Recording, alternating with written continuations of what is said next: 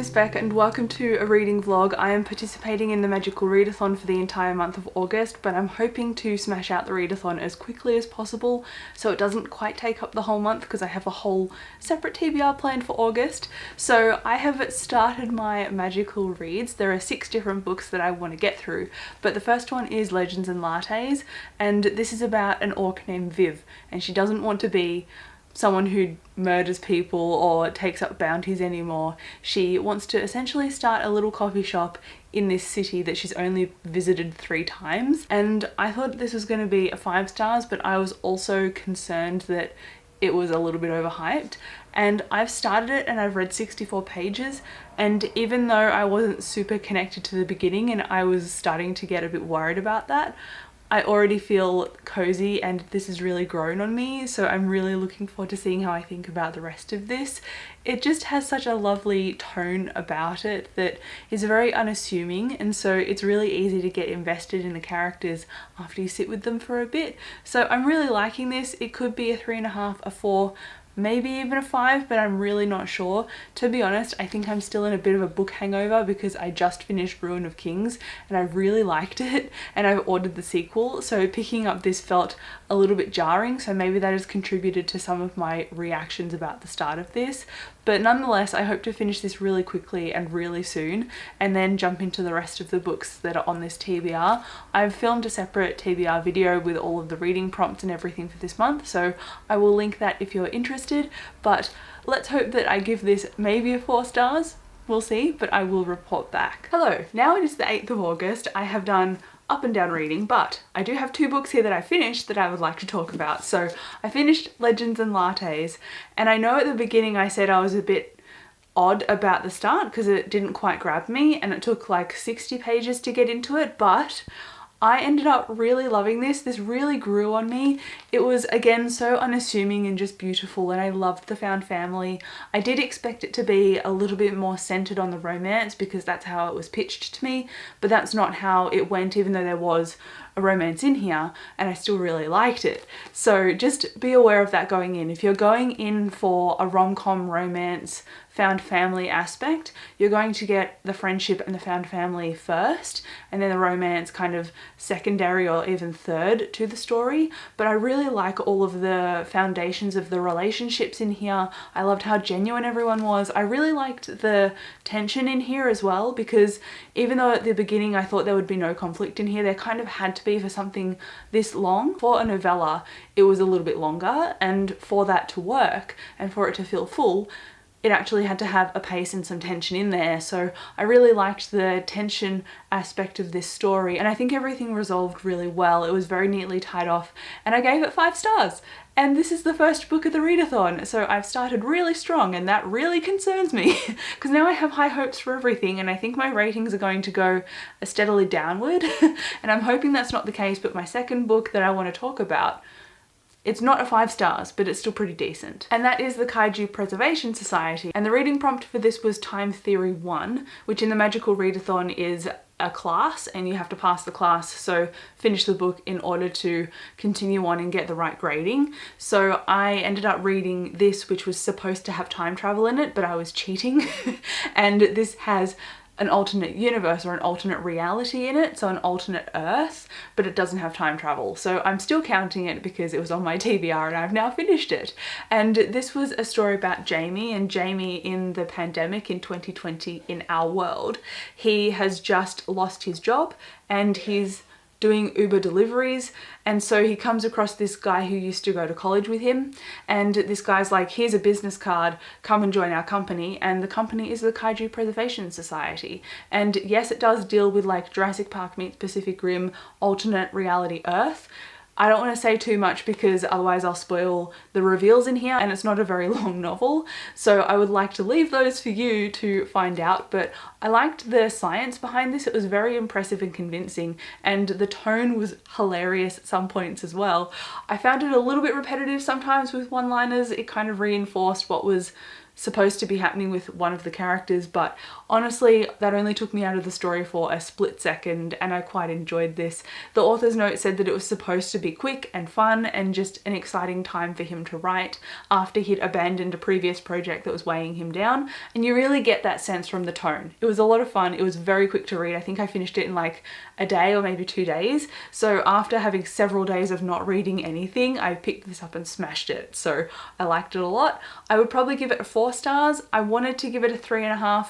It went up to 4 stars and down to 3.5 a lot of times throughout the story, but given that it's supposed to be fun and just consumed like an action movie, I probably shouldn't read into it too much and just give it a 4 stars because I enjoyed it. As for what I'm reading next, I'm concerned.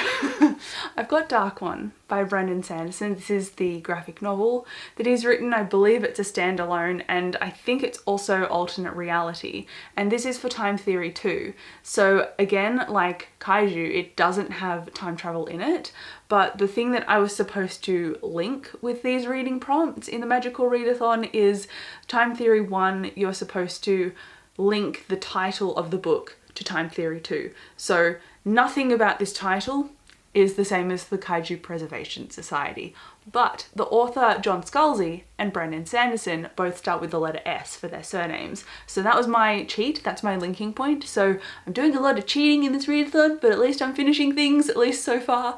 And I'm worried this is going to be a 3 stars, a 2.5 stars, or even a DNF. And if that's the case, I do have a backup by Sanderson that I haven't read yet, which is the Alcatraz and the Evil Librarians. It's a middle grade book by him. So if I don't like this, I do have an easy out into another book by him, which still satisfies the reading prompt of reading something that correlates with the title/author of the previous book I've read. So with all that explanation done, I will check in again once I've actually finished this. It is now the 21st of August and I've really dropped the ball on updating this vlog. I have done a little bit of reading as well, but there have been some things going on in the family that I've not decided to vlog for, but now I'm getting back on the bandwagon, I guess, and the entire month of August has been pretty rough, but at least I've got some stuff read for the readathon and I've got a few things to go. So I'm aiming to finish them by, I guess, next week or in the next couple of days, and that will mean that I've successfully done this readathon. So I actually picked up Dark One, which I said previously I was scared about, but luckily I didn't hate it. I gave it about a 3 stars, and this was dealing with parallel worlds, and it had a protagonist who didn't realize that there was an entire magical world and a prophecy potentially about him. And while I enjoyed it enough, I got confused a bit by the different threads of the world building, and it was better to me in the way things were communicated panel by panel.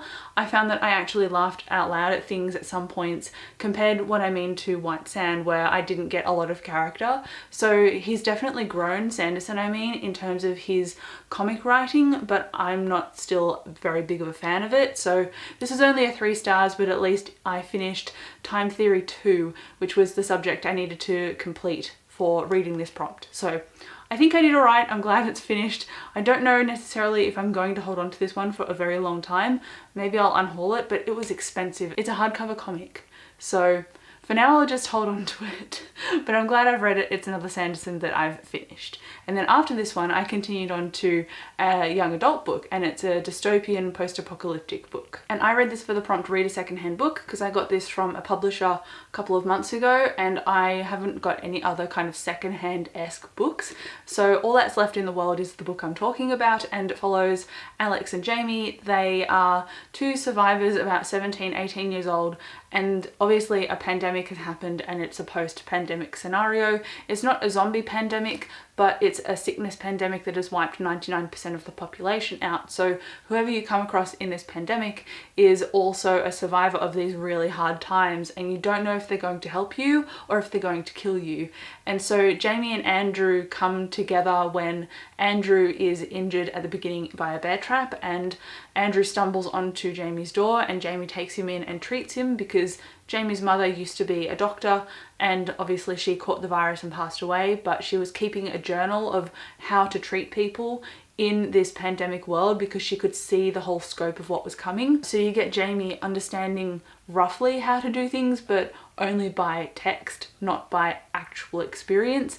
And you get Andrew's banter with him. And so it starts in a place and then they travel. So I don't want to say too much about what happens after that, but I also gave this about a 3 stars. This was just like a meh book, like it was okay. I didn't feel particularly attached to the characters. While I was interested in them, I'm just fine about this book. Like, it's not a new favourite or anything. I think if I wasn't reading it for this readathon, I probably would have put it down, because while it was enjoyable, it was just not enough to push me to keep going. The readathon really pushed me to keep going. Which means now for my TBR this month for the magical readathon that I only have 2 things left, and those are both for the subject restoration. And so we've got O for object restoration, which is a single object as the focus on the cover, and for that I chose Aquacon Cove.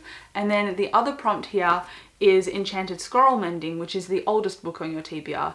And I said in my to be read video that this isn't necessarily like the oldest book that I own that I want to read, but this is old in terms of TBR videos because I've been putting this on my TBR for several months, and that is Magic Burns by Elena Andrews. This is the second book in the Kate Daniels series, and it's an urban fantasy series for adults, so I'm looking forward to continuing this. I liked the supernatural creatures, the werewolves, the high stakes in the first book. It was enough to hook me, so I'm looking forward to continuing, and I've heard the second book onwards get even better. A lot of people in their rereads skip the first book, so I'm looking forward to continuing on. And it is a very small book, and the font isn't too small either, so I'm hoping that after Aquacon Cove I can just smash this one out. But for now I have started Aquacon Cove and I'm 30 pages in, it's 90 pages long. It's just about the ocean, about family and finding connection to nature, and it's really wholesome and lovely. So I'm looking forward to getting to the end of this. So far it hasn't hooked me the same way the Tea Dragon Society did, which was another book by this author that I gave 5 stars and absolutely adored. But the art style is really sweet, the characters are really sweet, and I'm really looking forward to finishing this as well. So that is my update, because I've sat on this vlog for a little while, but I finally feel up to vlogging again, which is good. So I'm going to finish this hopefully today, and then I'm going to finish this one in the next couple of days. But in the meantime, I have been reading a new release, and that is Her Majesty's Royal Coven, and I'm 20 pages into this. So I deviated from my magical readathon list, and I feel like I need to blame this because it's longer and I haven't had a chance to sit down and read, because I thought, oh, I'm reading a longer book, I really want to read it in chunks. Whereas with Aquacon Cove, because it's so small, I should have just gone, no, just put this down for a while and read Aquacon Cove. And it's taken me like a week to convince myself to do that. So that's why I started this today, and I've put this aside for now when I finish my magical reads. So I only have myself to blame here. I've just got a surplus of stuff that I want to pick up right now, and it's really confusing me because I'm such a mood reader. But this will be finished next, and then I'll let you know my thoughts about Magic Burns. So I would like to report that I have finished Aquacon Cove and I've started my next book. Aquacon Cove was a 4 stars for me. I think my favourite by this author is their work, the Tea Dragon Society. Honestly, nothing can compare, but this was really beautiful as well. I think it just got overtaken by the messages, whereas in the Tea Dragon Society, while there were themes and messages in it, I was more connected to the characters first and then the messages second.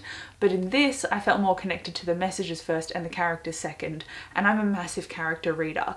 But I think the back describes this perfectly. It says it's a heartfelt story about learning to be a guardian to yourself and those you love, and it's also connected very deeply to nature and how we're in a symbiotic relationship with it, with the sea specifically. I think this is beautiful, but again, it's still not one of my favorites by this author. I still really enjoyed it, and I'm glad I gave it 4 stars rather than 3. And I'm keen to try Moth, which is their new release, I think for next year, maybe mid next year. And I think there's another one that's by them that is a kid's book. I think it's Dew something. It had a cute looking axolotl creature on the front. So I'm looking forward to trying more from this author, but I'm really hoping that more of their work is the same as Tea Dragon Society for me, because I just loved it so much. So another one finished for the readathon. And then I did say I'd started my next book, which is Magic Burns, and I'm 50 pages into this, so I'm trying to speed through it for the last couple of days of this readathon. But this is enjoyable for me. Again, another urban fantasy that has different facets of crime and supernatural magic and abilities linked to it. It's kind of like Dresden but the girl version, and I'm all for that. So I'm into the tough protagonist who is a woman, Kate Daniels, and she comes across different mysteries that seem separated, but I imagine at some point they're all going to have some point of commonality and they're going to come together really nicely with high stakes, which is usually the case for an urban fantasy. And I'm looking forward to seeing her relationships develop with the different characters in here, so I'm keen to continue. It's fine for me so far. It's probably a 3.5, 4 stars.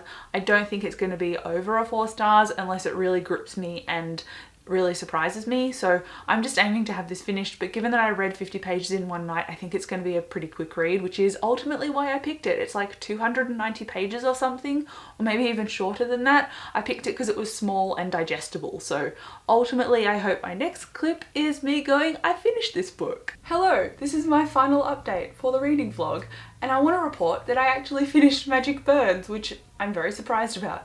Also, I apologize if you can hear people talking outside. It's just the way it is. But I finished this and I gave it a 3.5 stars. It follows Kate Daniels. It's the Kate Daniels series, and she is a mercenary in her early 20s, and she can also wield and use magic, which is pretty cool. And the world that this is set in has a magical on and off. So when the technology is up, magic doesn't work that well, and when the technology is down because the magic flares, obviously magic works really well then. So they've got cars, but they've also got horses and different ways of getting around, navigating, turning on and off light. I think the world building is really what is capturing me, as well as Kate's narrative, because there are some parts about her that are deliberately kept hidden from the reader, but not in a way that frustrates me, in a way that makes me want to keep reading, which is good. So there are a few things in here that I didn't like, but because it's older urban fantasy, I feel like that's because of the time it was written. Like, it feels very early and it plays with consent, and there are characters in here that are involved with the shapeshifters that have violence and, you know, that alpha thing going on. So sometimes lines can be a bit blurred and it frustrates me, but I think that will be teased out in a more palpable way throughout the rest of the series, because they're not major issues, they're just like little things that I noticed that could be done a little bit with a little bit more finesse. But regardless, I'm interested. The characters are not grabbing me as much as I want them to, but I'm intrigued by their dialogue and their interactions enough to want to continue. So that was the last thing on my magical TBR. It was like a Magic Scroll Mender or something, which was the oldest book on my TBR, and I chose this because I had put it on a bunch of TBR videos throughout this year and I hadn't started it, and it's not very long. So now I finally finished it and I've succeeded the readathon. I did it! These are all of the books that I read for the readathon.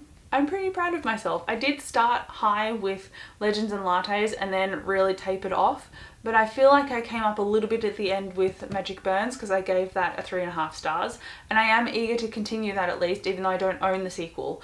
Not yet anyway. I will in the future, but I'm happy with this. I think I did pretty well, even though they're not all super long books. So hopefully with September I can rectify that and read some longer stuff, but who knows? I'm just happy that I finished the readathon. If you participated as well, let me know down below. But thank you again so much for watching this video. I'll come chat to you in the comments, and I'll see you in my next video.